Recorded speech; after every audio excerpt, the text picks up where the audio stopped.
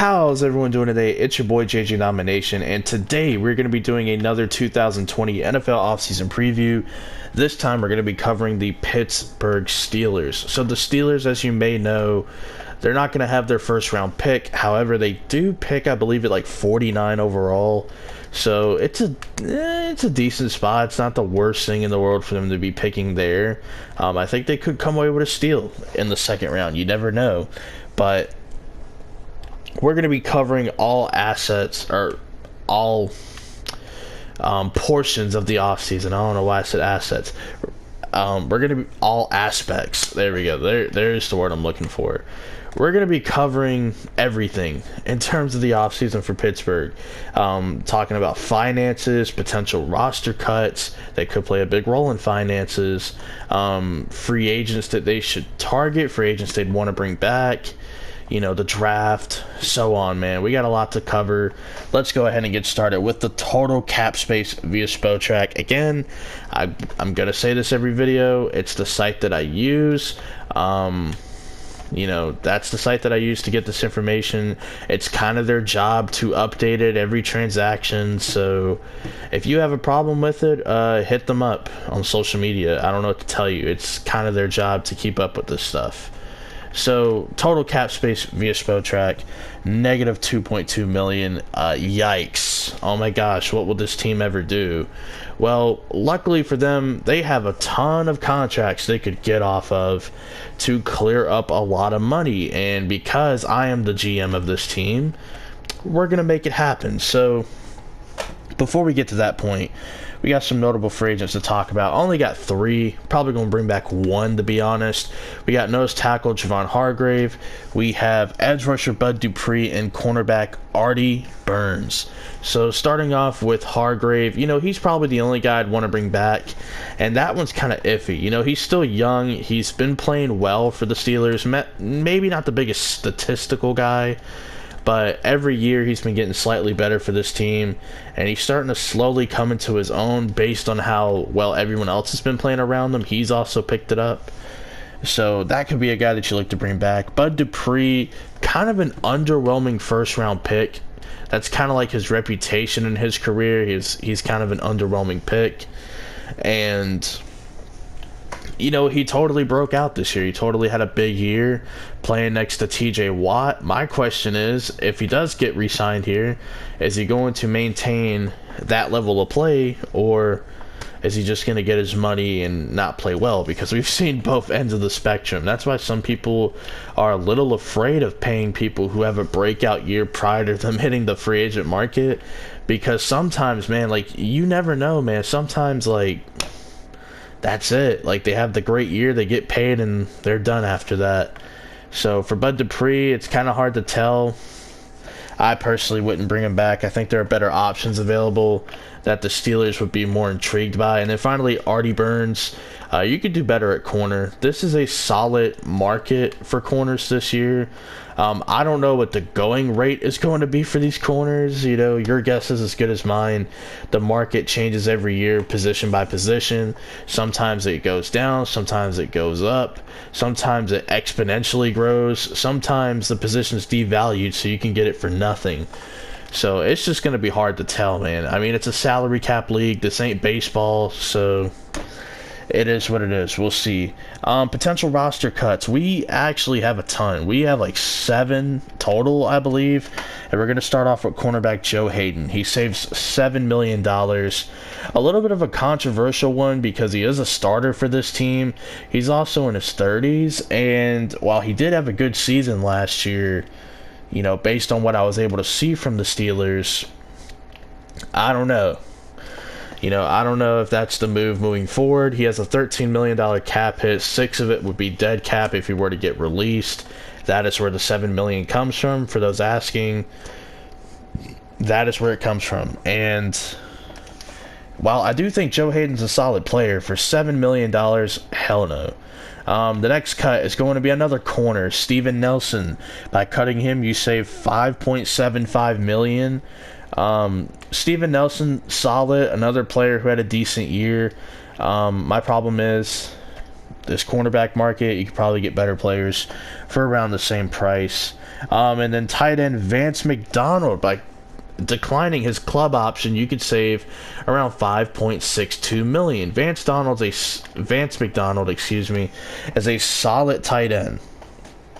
All right, solid tight end, but he does have this club option, and to me, I don't think he's that big of a priority to bring back. This tight end market for free agency is going to be pretty stacked up the top, and I think the Steelers realistically could have a shot at one of the top guys if they're able to make these cuts like I'm projecting them to do.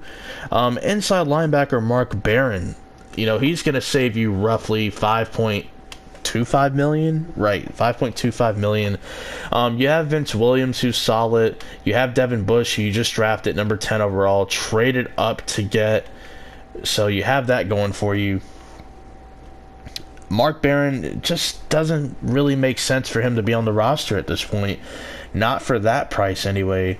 So I'm just going to go ahead and make the smart financial decision and release him.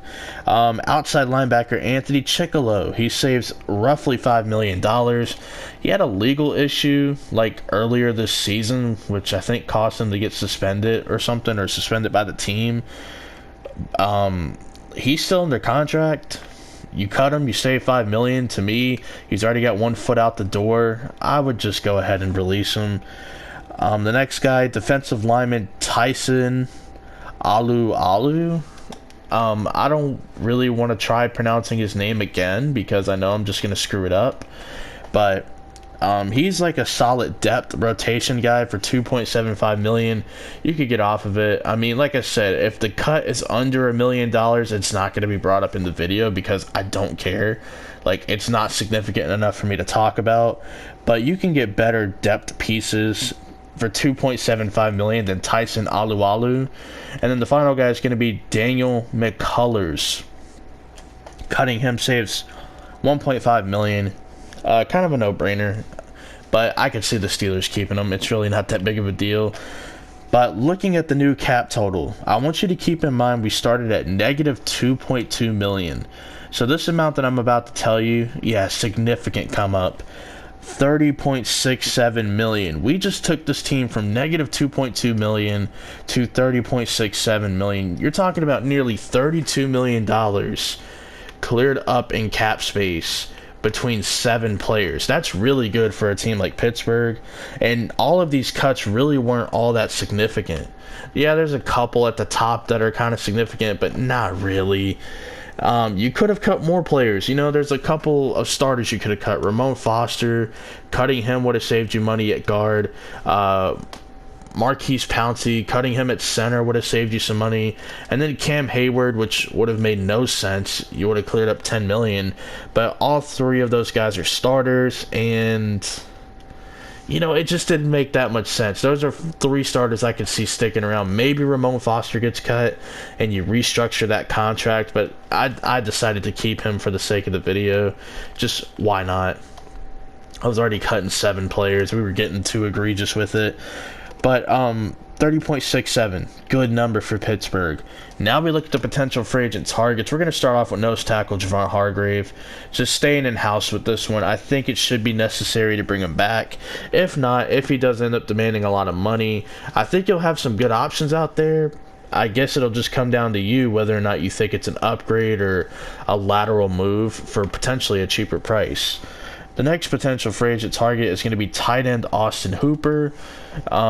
News recently came out that Austin Hooper and Devondre Campbell are not going to get new contracts with the Atlanta Falcons. They're going to hit the open market. Austin Hooper's going to have a ton of bidders because he just had a breakout season, or a way more productive season for the Falcons. Starting to enter that top tier, or maybe even that tier 2 tight end discussion. Like, he's in that conversation with like Mark Andrews, Darren Waller. He's up in that echelon of tight ends, and he could definitely come in here and get a nice contract from the Steelers. A team who were letting go of Vance McDonald, but if you have the opportunity to get Austin Hooper, why not? He's a better tight end than Vance McDonald. The third player we're going to be talking about for potential free agent targets is edge rusher Dante Fowler Jr. For me, Dante Fowler Jr., I would say, is better than Bud Dupree. These are two guys who early on in their career kind of struggled to gain any traction. For Fowler, it was injuries. For Bud Dupree, it was really just finding his groove, kind of getting acclimated to playing. But Fowler, in those last couple years in Jacksonville, and then, of course, with the Rams, he's been a pretty solid player. He's been pretty good. And I could see him coming to Pittsburgh and, being another one of those attacking edge players, lining up opposite of TJ Watt. Like, to me, that's a pretty good pairing right there. Definitely make it happen. I don't know if this team will be in the market for Yannick Ngakoue.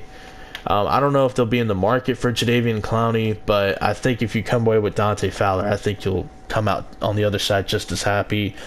The fourth free agent target, cornerback Trey Waynes. Trey Waynes, kind of viewed as an underwhelming pick by the Minnesota Vikings in the first round. He's a solid corner, though. Good athlete, more of a number 2. He's not a number 1 corner. But he can come to the Pittsburgh Steelers and probably develop alongside this defense. Similar to Minnesota, this defense does generate some pass rush, does get some sacks on the opposing quarterback. They're always, high up there when it comes to sack production. So I could definitely see the Trey Waynes or whatever going to the Pittsburgh Steelers. I think it would be a good fit. You could probably get him to develop alongside the other guys on defense, and could be beneficial for everyone. And then finally, the last potential free agent target, cornerback Kendall Fuller. More so a nickel corner for the Kansas City Chiefs. I think I'll just have him coming and being a nickel corner for the Pittsburgh Steelers, but it'll be an upgrade over Artie Burns. And your cornerback trio, unless you decide to add more via the draft or free agency, your cornerback trio is going to be Trey Waynes, Kendall Fuller, and Justin Lane. Of course, you would like to add more corners in free agency, but we're going to cap it off at 5 free agents per team in terms of what we go after, including the guys in-house. So we're just going to cap it off there with Kendall Fuller. He'd be a good nickel corner. He does have the potential to play on the outside. It's not like he's super short, but you don't want him on like 6'4" Julio or 6'5" Mike Evans. You know what I'm saying? Like we mentioned earlier, though, moving on to the draft portion, this team does not have their first-round pick. They traded it for Minkah Fitzpatrick. My personal opinion, I know the Dolphins have the 18th overall pick. I don't think they're going to get anyone better than Minkah Fitzpatrick at 8. Minkah Fitzpatrick was just an all-pro first-team member, had 7 interceptions, made the Pro Bowl. He just had a great year. He was in the running for, Defensive Player of the Year. I don't think Miami's getting anyone better than that at 18. That's just my guess. Could be wrong. You never really know these days. But positions I do want the Steelers to address during the draft. Since they don't have a first-round pick, this is what you got to do. First off, we're going to start off with wide receiver depth. I do like Juju Smith-Schuster. I think last year was just a horrible year overall for the offense. If it wasn't for Juju being hurt and the inconsistent quarterback play, who knows? Maybe Juju does have a Pro Bowl caliber year. Maybe he does have top 10 wide receiver production, but we'll never know in terms of last year. But this year, hopefully, we are able to see if he can live up to it. James Washington's fine. I think he'll come along next year. And then, of course, Deontay Johnson. Really like him as this team's future slot receiver. But this is a draft where there's a lot of different receivers, a lot of different talents at the wide receiver position. Definitely add a couple of guys, man, because this receiver class is really good. And it's deep, too. So that's another thing. It's deep. Another position, of course, offensive line depth. You do have a few offensive linemen on this team that are starting to age. Ramon Foster and Marquise Pouncey being 2 of them. And then, of course, Alejandro Villanueva. Like I said, man, this team, I do trust them when it comes to developing offensive linemen. And I do trust them to, scout that position and evaluate it pretty well. So whoever they bring in, I'm going to have confidence that the Steelers can have them being a solid starter at the least. And then another need that we have, or a position to address, backup quarterback. An interesting one. I'm not a fan of Mason Rudolph. Never really have been. So, yeah, I'm out on Mason Rudolph. I don't care. I think the XFL's waiting for him, to be honest. When it comes to Devlin Hodges, cool story. No thanks. I think this team should draft Jalen Hurts, potentially. Jalen Hurts, to me, I don't know why people think he can't be a quarterback. You don't know for sure, right? I don't even know if he's going to be any good, but I also don't know if he's not going to be good, if that makes sense. Jalen Hurts has three things going for him in terms of what his future could look like as a quarterback. He has the leadership and all the intangibles and stuff. He's mobile, and he's got a pretty good arm. I think if you can coach him up and, try to get him to be more accurate, more precise with the football, he could be solid. He could at least be a bridge quarterback, a guy that competes for a starting job somewhere. But, for now, just be the backup. Learn under Big Ben and Mike Tomlin and those guys. Wouldn't be a bad idea. And then finally, defensive line depth and defensive back depth. You can never have enough of it in this league. Get different guys with different skill sets in there. Show them the ropes. Fight for roster spots, etc. But hopefully you guys enjoy, man. Let me know what you would do with the Pittsburgh Steelers in the offseason. And peace out.